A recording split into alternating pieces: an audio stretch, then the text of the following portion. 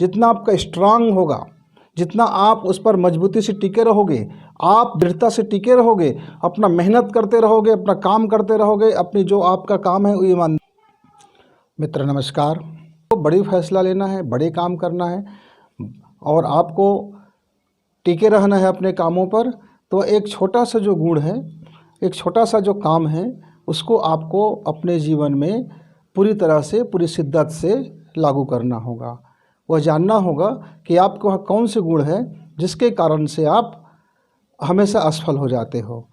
मित्रों जब हम किसी काम को लेते हैं, आपने देखा होगा कि कभी कभी हम जब कोई काम करते हैं तो उस समय बड़ी उत्साह होती है और हम काम को बहुत बढ़ चढ़ के करते हैं, बिल्कुल थकते हुए भी नहीं थकते हैं, शरीर का थकावट भी मायने नहीं रखता है, मन का थकावट भी मायने नहीं रखता है और हम उस काम में लग जाते हैं। फिर क्या देखते हैं, उसके बाद कुछ दिनों के बाद यह उत्साह धीरे धीरे ठंडा होने लगता है, कम पड़ने लगता है और फिर जिस गति से हमने काम को हाथ में लिया था, अब वह काम मंद होने लगा, वह उत्साह नहीं रहा।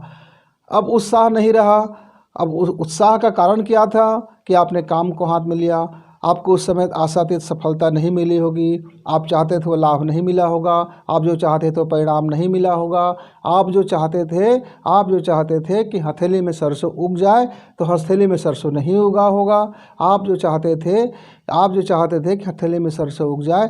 तो मित्र, बड़े काम करना है, सफलता यदि आपको हासिल करना है तो हथेली में सरसों उगाने वाली छोटी चीज़ें के लिए आप मत सोचिए। आपने अभी काम किया और अभी परिणाम मिल जाए, इसकी आशा मत कीजिए। आपको परिणाम मिलेगा, सुनिश्चित परिणाम मिलेगा। उसके लिए आपको धीरज प्रतीक्षा का गुण आप में आनी चाहिए। और जो सबसे बड़ी गुण है, जिस काम को हम कई बार मैं देखता हूँ कि कई बच्चे पढ़ाई बड़े जोर से शुरू करेंगे, ज़बरदस्त शुरू करेंगे और फिर एक हफ्ते महीना दिन के बाद बिल्कुल टाई फिस।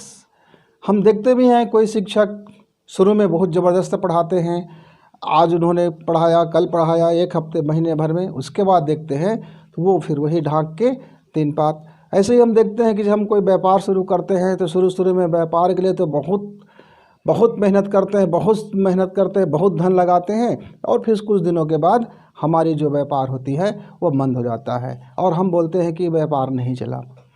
हम कई परीक्षाओं में बैठते हैं, शुरू में खूब मेहनत करते हैं, कोचिंग करना, ट्यूशन करना, नोट्स बनाना, रात दिन एक करना और परीक्षा के आते आते तक मालूम होता है कि हमारी सारी जो टाइम टेबल था वो धरा का धरा रह गया। ऐसे ही सभी के हालात हो जाते हैं। इसके पीछे क्या कारण है? अलग अलग लोग अलग अलग कारणों को ढूंढते हैं, अलग अलग को दोष देते हैं।